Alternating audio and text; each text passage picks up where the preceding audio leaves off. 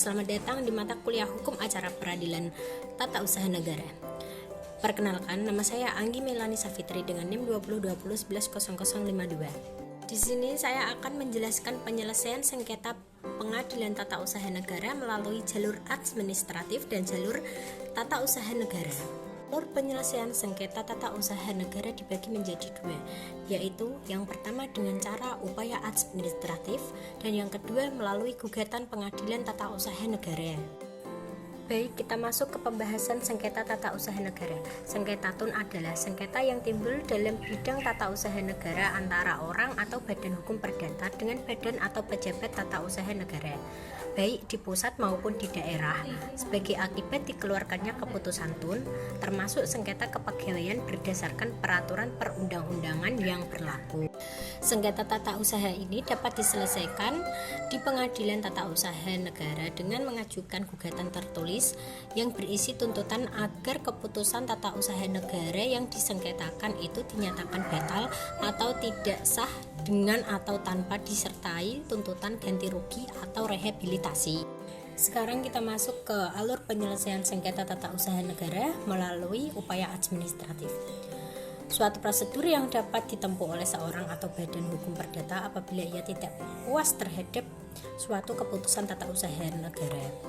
Prosedur tersebut dilaksanakan di lingkungan pemerintahan sendiri dan terdiri atas dua bentuk, yaitu yang satu keberatan. Keberatan yaitu penyelesaian sengketa tata usaha negara yang dilakukan sendiri oleh badan atau pejabat tata usaha negara yang mengeluarkan keputusan tata usaha negara.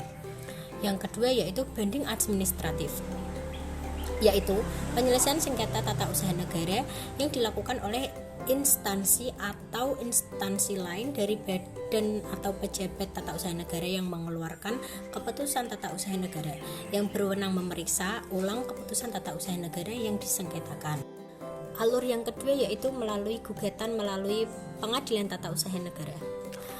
Pengadilan baru berwenang memeriksa, memutus, dan menyelesaikan sengketa tata usaha negara jika seluruh upaya administratif sudah digunakan. Apabila peraturan dasarnya hanya memerintahkan adanya upaya administratif berupa pengajuan surat keberatan, maka gugatan terhadap putusan tata usaha negara yang bersangkutan diajukan ke pengadilan tata usaha negara. Adanya ketentuan gugatan pada pengadilan tata usaha negara. Gugatan adalah permohonan yang berisi tuntutan terhadap badan atau pejabat tata usaha negara dan diajukan ke pengadilan untuk mendapatkan putusan. Setelah diajukan gugatan, maka akan dapat dilakukan pemeriksaan dismisal atau rapat permusyawaratan. Selanjutnya pemeriksaan persiapan. Sebelum pemeriksaan pokok sengketa dimulai, hakim wajib mengadakan pemeriksaan persiapan untuk melengkapi gugatan yang kurang jelas.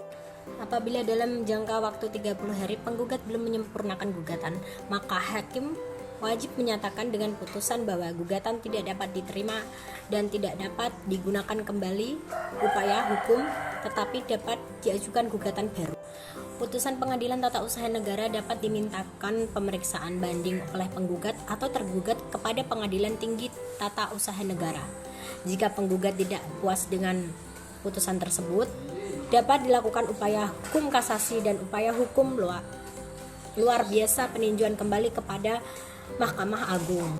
Sekian dari saya, apabila ada kesalahan mohon maaf. Terima kasih. Wassalamualaikum warahmatullahi wabarakatuh.